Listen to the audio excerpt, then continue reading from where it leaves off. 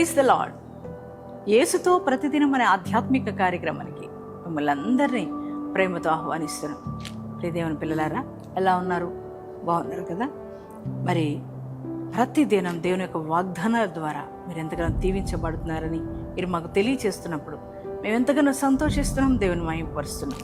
మరి ఈ దినం కూడా దేవుడు శ్రేష్టమైన వాగ్దానం మన కొరకు ఇచ్చి ఉన్నారు. ఆ వాగ్దానం ఏమిటో చదువుకుందాం. పేతురు రాసిన మొదటి పత్రిక 5వ అధ్యాయము 6వ వచనం నుండి చదువుకుందాం. దేవుడు తగిన సమయమందు మిమ్మల్ని హెచ్చించున్నట్లు ఆయన బలిష్టమైన చేతి క్రింద దీన మనస్కులై ఉండుడి. Praise the Lord. దేవుని పిల్లలారా, ఎంత చక్కని మాట అండి. మన దేవుడు ఎవరనంటే మనల్ని హెచ్చించే దేవుడు, మనల్ని ఘనపరిచే దేవుడు, మనం ఆరాధిస్తున్న దేవుడు.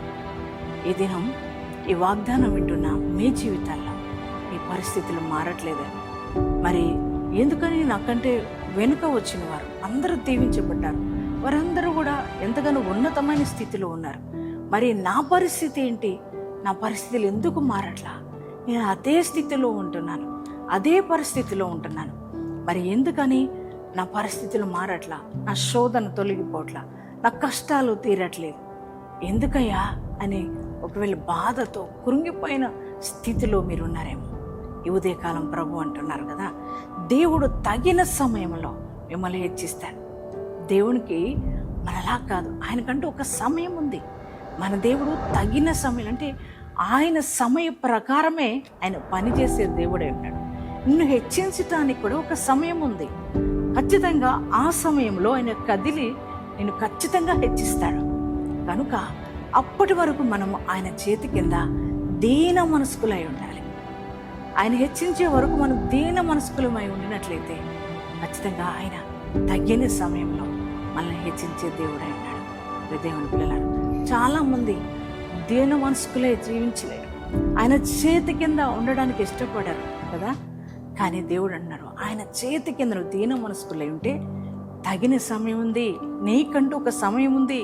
నిన్ను హెచ్చించడానికి ఒక సమయాన్ని ఆయన నిర్ణయించి ఉంచాడు. ఆ సమయంలో నిన్ను ఖచ్చితంగా హెచ్చిస్తాడు.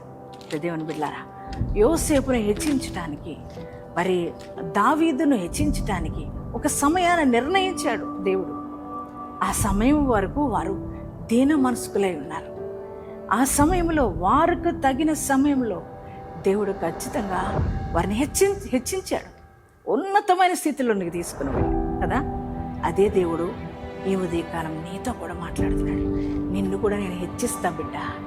ఇప్పుడున్న ప్రతికూలమైన పరిస్థితులను బట్టి, నీకున్న ఆర్థిక ఇబ్బందులను బట్టి, నీకున్న శ్రమలు కష్టాలను బట్టి కృంగిపోకు. నీకంటూ ఒక తగిన సమయం ఉంది నేను హెచ్చించడానికి అని దేవుడు చెప్తున్నారు. అప్పటి వరకు దీన మనస్కులై ఉండండి. దేవుని చేతి కింద ఆయన చేతులు నేను హెచ్చించబోతున్నాయి. ఖచ్చితంగా ఆయన హెచ్చించబోతున్నాడు.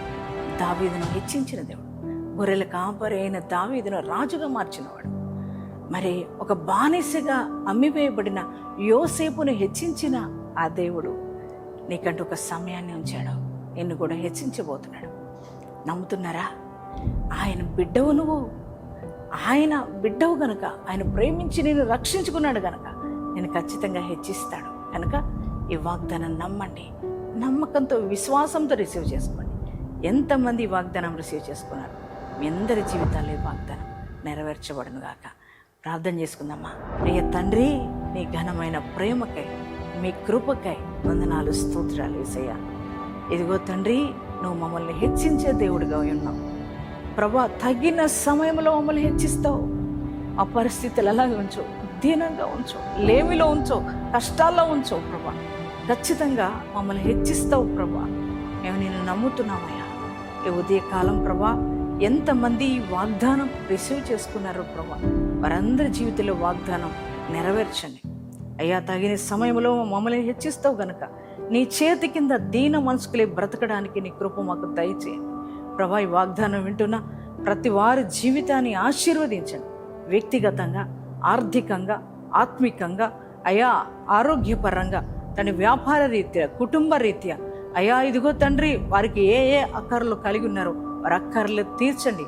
వారు ఉంటున్న ప్రభా అయా స్థితిలోంచి వారిని నువ్వు హెచ్చించే దేవుడు అయి ఉన్నావు ప్రభా. మేము నమ్ముతున్నాం ప్రభా.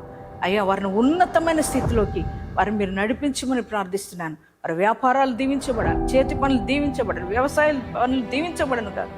అయ్యా ఇదిగో నేను ఉద్యోగాల్లో ఉన్నతమైన కృప పొందుకుందరు గాక. తండ్రి అయ్యా అట్టి కృపతో నీ బిడ్డలు నింపుతున్నందుకు నీకు వందనాలు చెల్లిస్తూ నేను ఈరోజు మ్యారేజ్ డేస్ బర్త్డేస్ చేసుకున్న ప్రతి ఒక్కరిని కూడా మీరు దీవించి ఆశీర్వదించమని, ఈ దినమంతా నీ ప్రెజెన్స్ మాతో ఉంచి నడిపించమని యేసు నామములో ప్రార్థిస్తున్నాం.